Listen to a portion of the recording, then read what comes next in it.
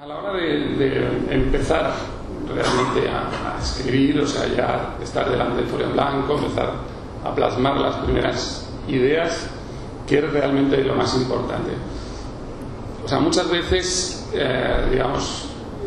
como a veces las personas suelen pensar en esquemas, creen que a lo mejor necesitan saber desde el principio qué es lo que va a suceder a lo largo de toda la historia, o es así, o tú en tu plan de trabajo te lo planteas de otra forma. Pero aparte, o sea, ¿qué otros elementos hay que tener en cuenta a la hora de empezar a teclear, digamos? Bueno, eso, cada maestrillo tiene su librillo, hay gente que hace esquemas y sabe lógicamente lo que pasa en la página 1 y además sabe cómo va a ser el desenlace y qué personaje va a ser el bueno y cuál va a ser el malo. Yo no tengo la más remota idea de lo que va a pasar. Yo empiezo con un personaje. Hay un truco muy bueno para contar una historia, es hacerse la siguiente pregunta: ¿qué pasaría si? Si ustedes se fijan, todas las grandes obras se pueden resumir así. Si uno dice, ¿qué pasaría si un hidalgo de repente se vuelve loco de tanto leer novelas de caballería y tienes el Quijote? ¿O qué pasaría si un día un probo funcionario checoslovaco se despierta convertido en escarabajo y tienes la metamorfosis de Kafka?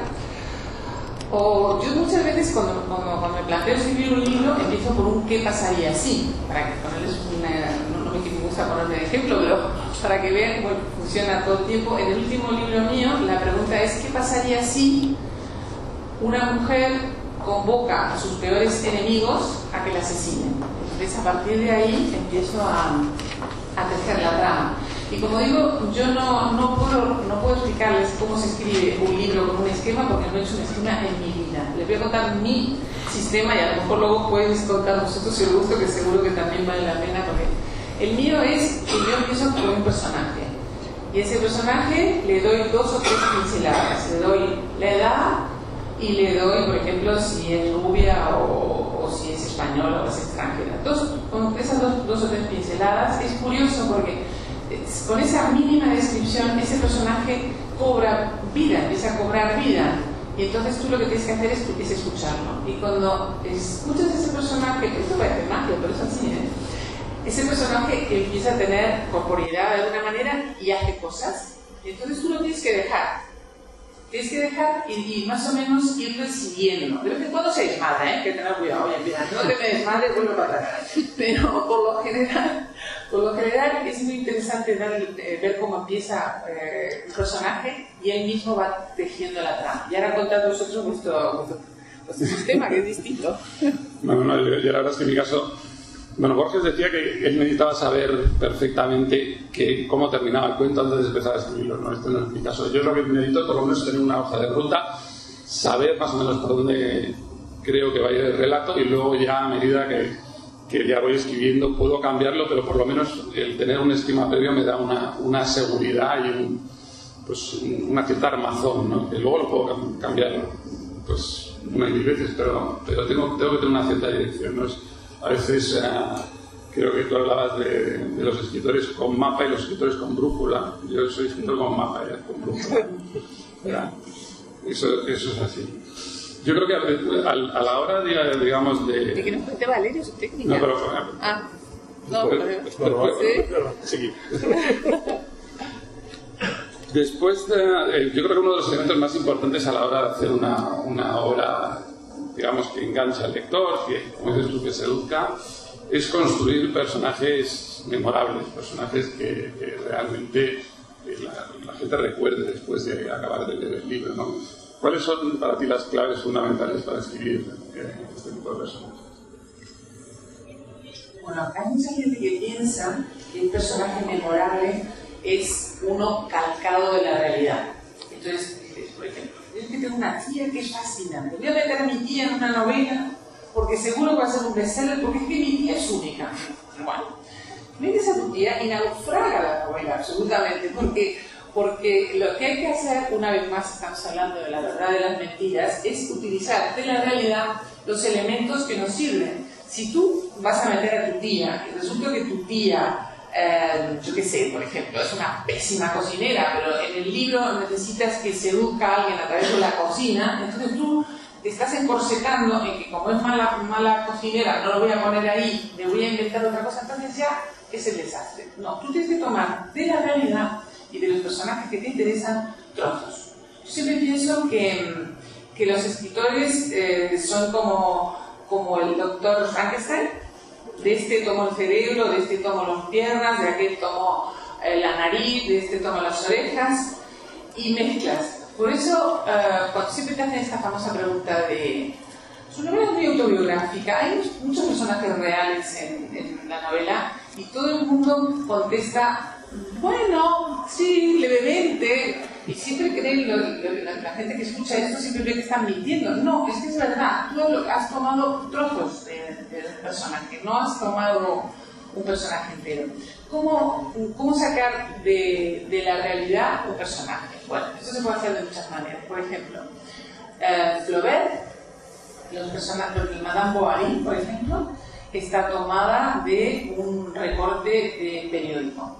Él había leído que una burguesa, una señora burguesa casada y con una vida muy normal, muere envenenada por arsénico y se descubre que tiene unas deudas espantosas porque esta mujer, que tenía una apariencia, una vida así muy gruesa y muy normal, tenía 2 amantes, bueno, todo eso. Bueno, entonces toma eso de la realidad, pero luego no se ciñe a la noticia, porque él utiliza solamente lo que le interesa, luego va añadiendo, ¿no? Esa es una forma de empezar, ¿no? Un personaje que no toma de la realidad, del periódico, quiero decir. Otro es el que hablábamos de mi tía, que es fantástica, la voy a meter en un libro, toma de la tía lo que le interese, todo esto fuera. También mucho sale del inconsciente. A mí me pasa, por ejemplo, que cuando de repente voy a un sitio y me dicen, uy, tú eres un peligro, porque seguro que tú vas a vender una novela, vas a decir cosas espantosas de mí, y yo digo, mira, no, yo no me acuerdo, o sea, tengo una memoria fatal. Si alguien me pregunta cómo me vas vestido, no me voy a acordar de qué color tenías los ojos. Ahora, si yo dentro de 20 años necesito un personaje que de alguna manera se parezca a ti, me va a salir igual. Y eso es porque escribir es un poco como rumiar. Hay cosas que uno pesca así, sin darse cuenta, y que se van como elaborando dentro de uno mismo y al cabo del tiempo vuelven a salir. Y esos personajes son muy ricos normalmente. Ahora estamos viviendo un momento en el cual hay un gran auge de la literatura juvenil e infantil. Es un poco del modelo crossover, es el modelo en el cual, digamos, hay libros que se pueden leer desde los 11 años hasta los 80, ¿no? ¿A ti cuál te parece que es la diferencia que hay entre escribir para un público adulto y escribir para un público juvenil o infantil? Bueno, yo empecé escribiendo para niños porque me parecía más fácil. Es mentira, porque escribir para niños es muy difícil. Primero porque uno no es niño. Esto puede parecer una perogrullada, pero es muy importante, porque si tú no eres un niño, por muy rodeado de niños que estés, no quiere decir que por osmosis te vayas a volver niño. Hay que mirar hacia adentro y buscar el niño que uno ha sido, ¿no? Y entonces a partir de ahí sí se puede empezar a escribir. Yo creo que escribir para niños tiene una enorme dificultad hoy día porque los niños tienen una oferta de ocio enorme. Entonces el escritor está compitiendo con la Wii, con la Nintendo, con el balón, con una cantidad de cosas, y además los niños tienen mucha dificultad para concentrar la atención, mucho más que nosotros. Yo, por ejemplo, ahora tengo un nieto y es que no consigo... Mira que a mí me gusta contar cuentos, pero es que se me escapa cada rato, o sea que tengo que estarlo reconduciendo porque a los niños les cuesta concentrarse mucho más de lo que nos costaba a nosotros, ¿no? Entonces, escribir para niños es muy difícil en ese sentido. Yo creo que la persona que consigue mantener la atención de un niño, consigue mantener la atención de un adulto. Hay un truco muy bueno para escribir para niños pequeños, ¿eh? No estoy hablando ahora de novela para adolescentes, que está muy de moda y que todo eso, pero que para niños pequeños hay un modo muy interesante que es estar interpelando al lector, ¿no? Es ¿Te has fijado en que las niñas, no sé, por ejemplo, ¿te has fijado que las niñas siempre hacen así con el pelo? Por ejemplo, tú estás interpelando al lector, entonces el lector dice, pues sí o no. Y vas narrando un cuento y de alguna manera parece que se lo estás narrando directamente a él, ¿no? Siempre que hagas ese juego de interpelar. ¿Te has fijado en lo rubia que era esa niña? ¿O que tenía la falda corta? ¿O que tenía la falda larga? Preguntando, ¿no? Después, otro truco que hay para escribir para niños muy pequeños son las repeticiones. A los niños les encanta que les cuenten siempre el mismo cuento. Y de alguna manera eso se puede extrapolar también a la literatura de adultos. Si ustedes se fijan, funcionan maravillosamente bien los culebrones. Y los culebrones todos tienen una misma estructura. O sea, empiezan en el momento 1 con todos que parece que están al borde del altar y qué felicidad, y se van a casar y de repente, yo qué sé, pasa no se sabe qué cataclismo que los separa y 400 capítulos más tarde se vuelven a juntar. Bueno, pues esa estructura tan clásica, o el cuento de la Cenicienta, nosotros en el taller tenemos un capítulo que se llama El plagio creativo. Ustedes dirán, por horror, ¿no? Mira, me están enseñando por internet el plagio creativo. Bueno, pues el plagio funciona divinamente. Por ejemplo, no quiere decir que copies exactamente todo lo que ya se ha escrito, ¿no? Pero fíjense, por ejemplo, La Cenicienta, que es un cuento clásico, está reproducido a lo largo de la historia en multitud de veces. Pretty Woman, ¿qué es? La Cenicienta. Betty la Fea, ¿qué es? La Cenicienta. Jane Eyre, ¿qué es? La Cenicienta. Y no es plagio, es tomar una estructura y reproducirla de otra manera. Eso es lo que llamamos el plagio creativo, y funciona divinamente. Bueno, y esta es una pregunta francamente peliaguda, ¿no? Imaginemos que ya nos hemos puesto a escribir, que ya hemos escrito pues, algún cuento, que incluso hemos escrito una novela. ¿Cómo saber realmente si tenemos talento? Esta es la pregunta del millón, ¿no? Porque de repente a nosotros nos puede parecer muy bien, a nuestra mamá nos puede parecer muy bien, pero en realidad no sabemos si realmente tenemos un talento narrativo, ¿no? Pues mira, siempre decirte que esa pregunta sí que se va a quedar sin contestar, porque es hasta el que lleva 40 años escribiendo se sigue preguntando, ¿pero tendré talento? ¿No tendré talento? No, lo que sí podemos saber es si nuestro texto funciona o no funciona. Entonces, hay un sistema, bueno, que a mí me funciona mucho, que es escribir y dejar enfriar. Porque al principio, cuando tú estás escribiendo, o bien lo que escribes te parece extraordinario o te parece una basura, una de las dos cosas. Ese es otro problema, ¿eh? Cuando, por ejemplo, ustedes están escribiendo y lo que escriben les parece una basura, no paren, sigan. Porque a pesar de que es que no he conseguido entrar en el tema, no he conseguido, no he encontrado el tono, no he encontrado la voz, sigue, porque un momento hace clic la historia y se produce un cambio y a partir de ahí ya vas casi en quinta.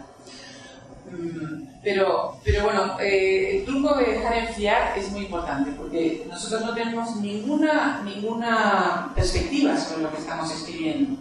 Entonces imaginemos, por ejemplo, que vamos a escribir un cuento, ¿no? Que es una estructura fácil, corta, no sé qué.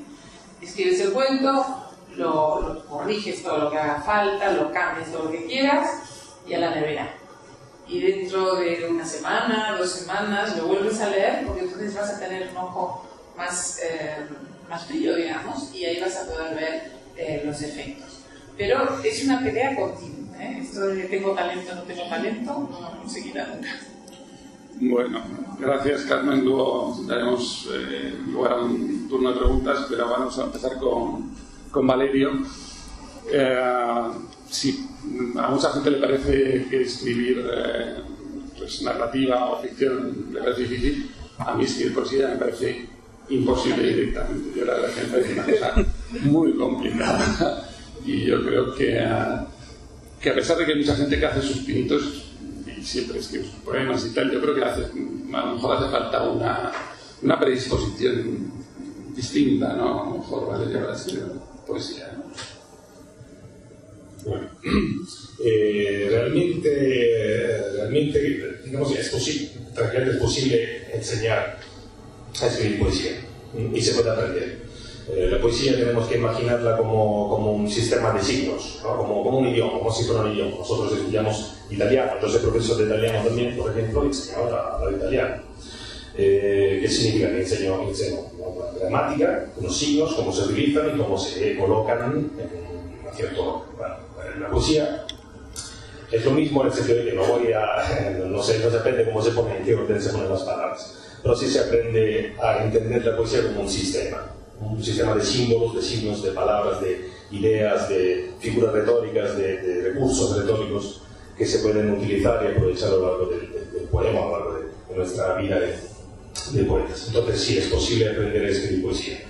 Lo que es más difícil, claro, decidir es, bueno, sí, aprender a escribir poesía, no sé si lo he aprendido a hacerlo bien, no sé si estoy escribiendo buena poesía, pero esto es la misma cuestión del talento, nunca sabes si realmente tienes talento o no.